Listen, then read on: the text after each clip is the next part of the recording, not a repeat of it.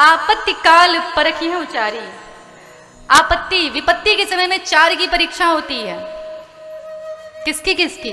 धीरज, अपने धैर्य की परीक्षा होती है कि आप में कितना धैर्य है।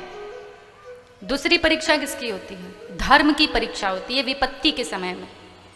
अपने धर्म को नहीं छोड़ना चाहिए, चाहे आप पर जितने भी संकट आ जाए, चाहे कुछ भी हो जाए, आपके प्राण ही क्यों ना चले जाए। महाराणा प्रताप घास की रोटी खा करके रह गए, लेकिन उन्होंने अपना धर्म नहीं छोड़ा, अपना कर्तव्य नहीं छोड़ा।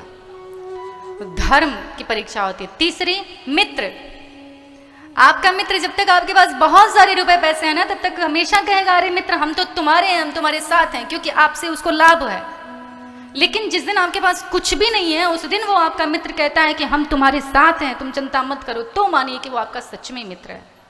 और चौथा, नारी, स्त्री। जब तक पति के पास सब कुछ है, सारे सुख सुविधाएं उपलब्ध हैं, तब तक किस पत्नी को नहीं अच्छा लगेगा। सुंदर साड़ियां मिले, गहने मिले, अच्छा अच्छा सब कुछ भोजन मिले तो बहुत अच्छा लगेगा। लेकिन अगर पति की स्थिति दयनीय हो जाए, उस समय में भी पत्नी उसी भाव से पति के साथ बनी रहे, तो मानिए कि वो सच में आपसे प्रेम करती है। तो यदि विपत्ति नहीं आए तो कैसे आप जानेंगे कि कौन आपका है कौन नहीं है? उसका भी होना बहुत जरूरी है।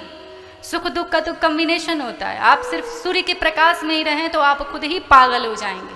आपको रात भी चाहिए। आपको सिर्फ 3-4 दिन तक मीठा दे दिया जाए तो आप पागल हो जाएंगे। आपको तीखा भी चाहिए। तो सुख के साथ भी दुख का कॉम्बिनेशन है ही। सुख की अनुभूति तब तक नहीं होती है जब तक आपके जीवन में दुख नहीं होगा।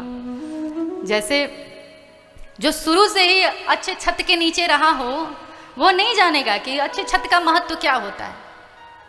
लेकिन जो टाट के नीचे रहा हो, रात भर बरसात में पानी टपक रहे हों, और कभी जो है यहाँ बैठ करके अपना शरीर छुपाए, कभी ऊपर चादर रखे, कभी तिरपाल रखे, सर के अपना शरीर छुपाए, किसी तरह बचे वो। और उसके बाद जब उसको एक छत मिलती है तो उसका आनंद कुछ और होता है। वो उस आनंद का अनुभव कर सकता है। क्यों? क्योंकि वो टपकती हुई छत के नीचे रहा है। जो बचपन से ही छत के नीचे, वो क्या समझेगा कि इस छत की कीमत क्या है। तो दुख के बाद सुख का आनंद होता है। आपको अनुभूति उसकी अच्छे से होती है। और ऐसे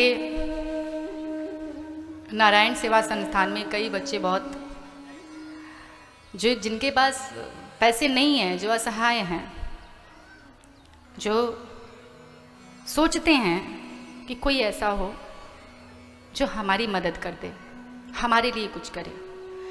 अब एक बात और है, भगवान साक्षात चतुर्भुज स्वरूप में तो आएंगे नहीं यहाँ मदद करने के लिए। भगवान मदद कैसे करते हैं? वो अपने कुछ लोगों को भेज देते हैं। यदि आपकी विपरीत परिस्थिति में कोई आपकी सहायता कर रहा है तो आप उसको ऐसा मत समझिए कि वो कोई साधारण इंसान है, क्योंकि आपकी मुश्किल परिस्थिति में अगर कोई आपके साथ खड़ा है तो वो ईश्वर का स्वरूप होता है। मुश्किल समय में ईश्वर ही आपके साथ हो सकते हैं। ईश्वर का रूप माना जाता है उसको जो दीन दुखियों की सहायता करता है, जो इनकी सेवा करता है।